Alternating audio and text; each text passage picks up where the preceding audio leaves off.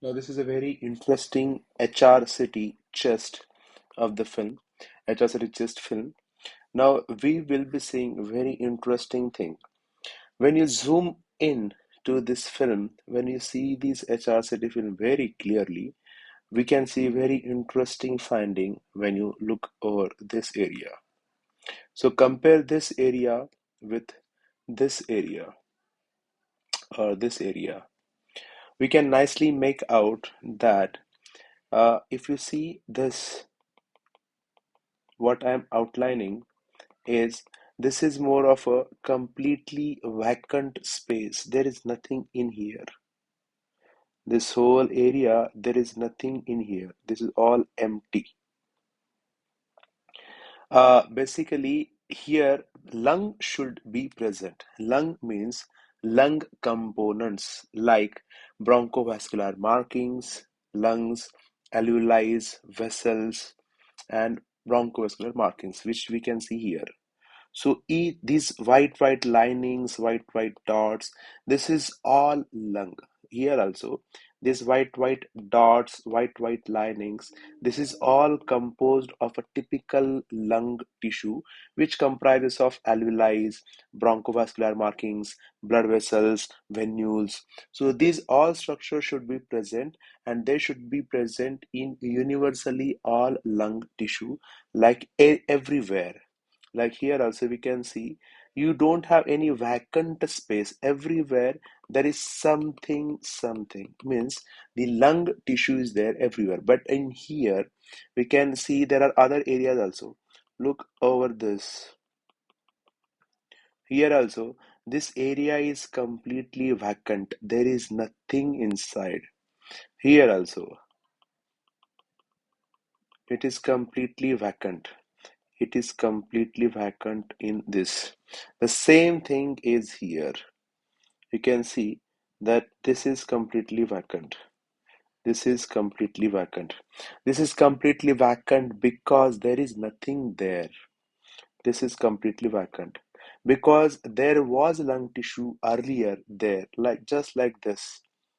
There was lung tissue earlier, but it is permanently damaged. It is permanently destroyed. So there is permanently damaged, destroyed, distended respiratory tract beyond the respiratory bronchiole.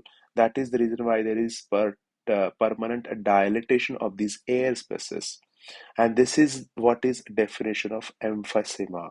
Emphysema is permanent, irreversible damage, destruction of bronchiole and the respiratory tract beyond the respiratory bronchiole. And that is the reason why this tract or this area is permanently damaged. This is not going to take participation in oxygenation. No, this is not going to oxygenate at all. In fact, this is more of an inelastic, non-compliant lung tissue.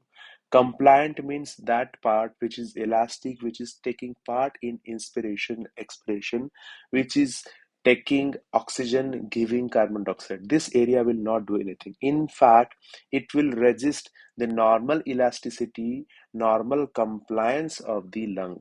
So it will resist this nearby lung tissue to expand and for inspiration and expiration.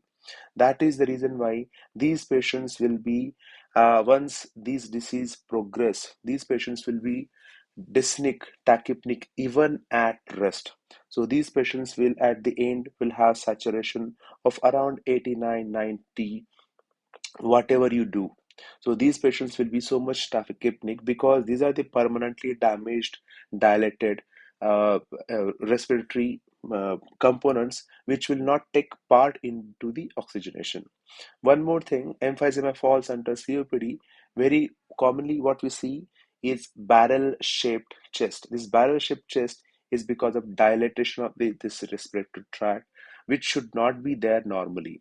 So, how do you diagnose that this is barrel-shaped chest? Barrel is particularly completely circular. Normally, anyone's chest the transverse diameter is always more than antero-posterior diameter. But in this case, we can very nicely see this antero-posterior diameter is almost as equal as transverse diameter. In fact, this antero-posterior diameter may be more than this transverse diameter, which we call it as barrel-shaped chest. Or we know that barrel will be like this. So this is a barrel, and this transaction is just like this. So this is typical a barrel shaped chest, which is a very typical example of emphysema. So this is a very interesting HRCT. That is the reason why we should very carefully see the HRCT films.